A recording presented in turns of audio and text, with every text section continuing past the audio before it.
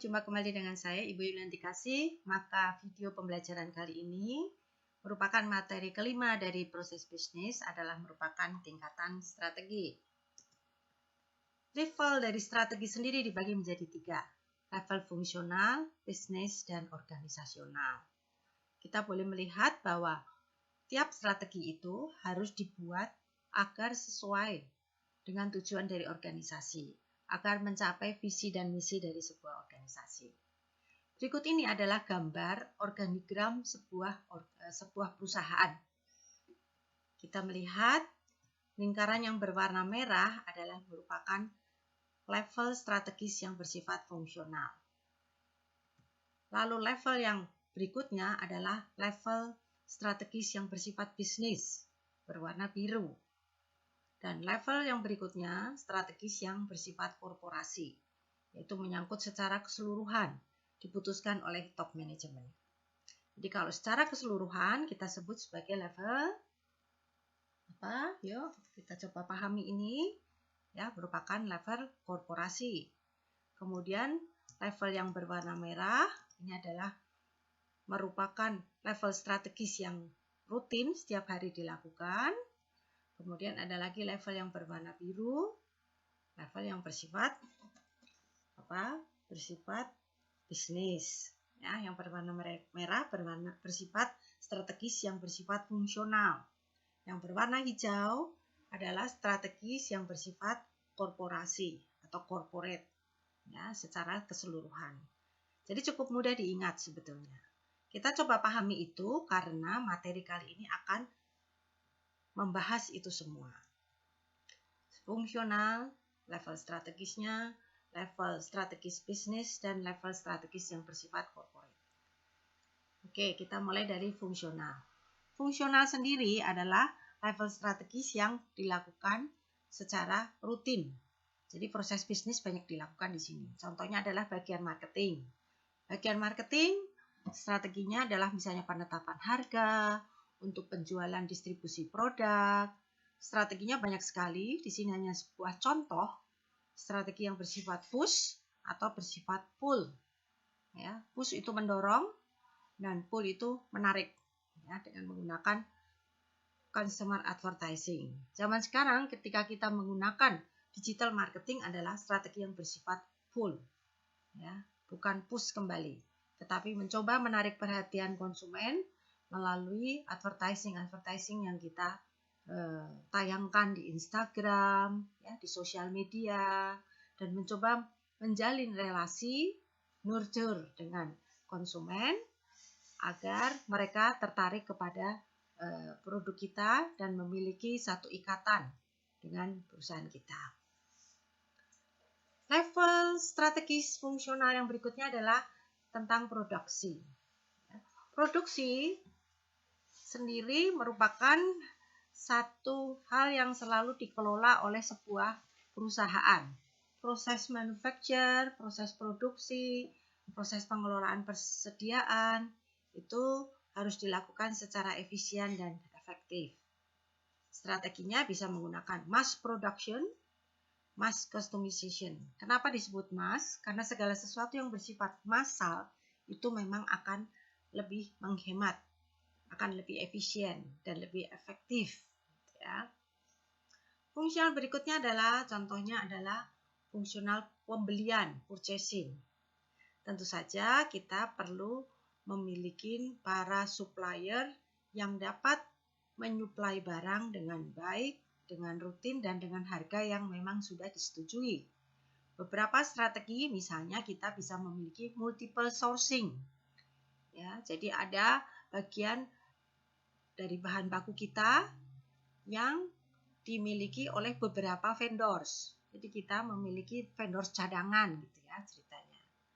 Atau strategi yang bersifat only rely on one vendor. Ini cukup berbahaya karena kalau vendor kita tidak mensuplai bahan baku, maka itu akan menghalangi proses produksi.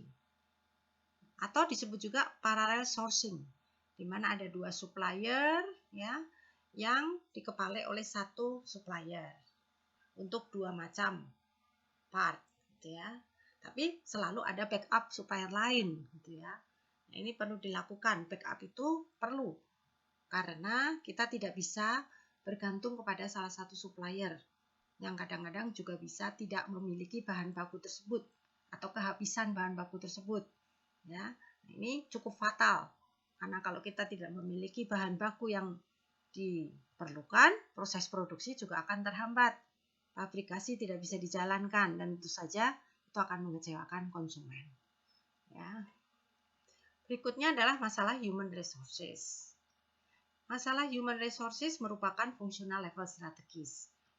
Tujuannya memang kita perlu mencari SDM yang sesuai, the right man in the right place. Gitu ya. Fungsi SDM itu ada di semua level sebetulnya. Ya. Jadi memang perlu adanya tingkat komunikasi yang baik di antara para pegawai yang ada di dalam satu perusahaan. Jadi ketika kita membutuhkan SDM yang baru itu diharapkan bisa ditempatkan pada tempat yang tepat, gitu ya. Dan masalah-masalah SDM juga bisa ditangani secara baik agar operasi dari suatu perusahaan itu berjalan dengan baik pula. Fungsional strategis yang berikutnya adalah masalah financial. Ini juga masalah yang cukup penting.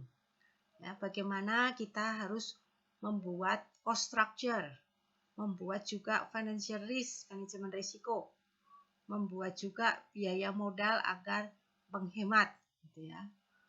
Nah, banyak sekali perhitungan-perhitungan finansial yang sudah bisa dilakukan saat ini juga dengan software, di mana kita juga bisa melakukan peramalan ke depan, ya kurang lebih berapa persen kenaikan inflasi, berapa persen kebutuhan dari suatu perusahaan, dengan tujuan agar kita bisa melakukan efisiensi. Ada juga perusahaan yang memiliki bagian riset dan development. Ya, ini bagian yang baik, yang seharusnya ada, ya, karena ini akan mencoba untuk mengembangkan produk, menginovasi produk, mencari ide-ide produk baru. Strateginya biasanya berdasarkan strategi yang bersifat teknologi. Ya. Bisa berupa teknologi leader karena dia selalu maju ke depan, atau teknologi follower, yaitu meniru atau mengikuti.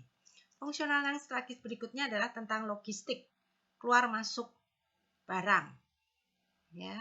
Nah, ini bagian yang cukup penting karena kita perlu mencapai sinergi antara unit-unit bisnis yang ada. Strateginya bisa bersifat sentralisasi logistik atau bisa juga bersifat outsourcing logistik. Ya.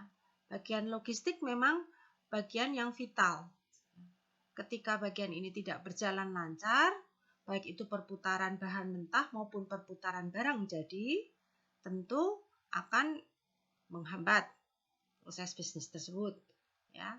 Dan bagian logistik juga perlu memastikan adanya sinergi antara unit bisnis yang ada, sehingga deadline waktu untuk pengiriman barang, untuk barang bahan mentah masuk, itu dapat tercapai semuanya. Itu semuanya dihandle oleh bagian logistik. Fungsional level yang berikutnya adalah tentang information system. Ya, memang kita pada zaman sekarang penggunaan dan implementasi dari teknologi adalah sesuatu hal yang merupakan satu keharusan. Tujuannya tentu untuk menyediakan keunggulan bersaing ya, dalam suatu perusahaan. Banyak software-software baru khususnya di dalam proses bisnis yang bisa dilakukan. Ya, di antaranya nanti kita akan coba menggunakan juga BPMN. Setelah UTS, UAS, kita akan mencoba menggunakan software BPMN untuk menggambarkan proses bisnis tersebut. Apa itu BPMN? Nanti kita akan coba lihat setelah UTS ya. Oke. Jadi proses bisnis yang dijalankan ke perusahaan khususnya memang dilaksanakan dalam tingkat fungsional. Ya, karena itu proses yang rutin, yang sehari-hari. Nah, makanya ini satu tingkat yang cukup penting. Oke, kita akan lanjutkan pada video yang berikutnya, pada video kedua. Saya akhiri dulu video yang pertama sampai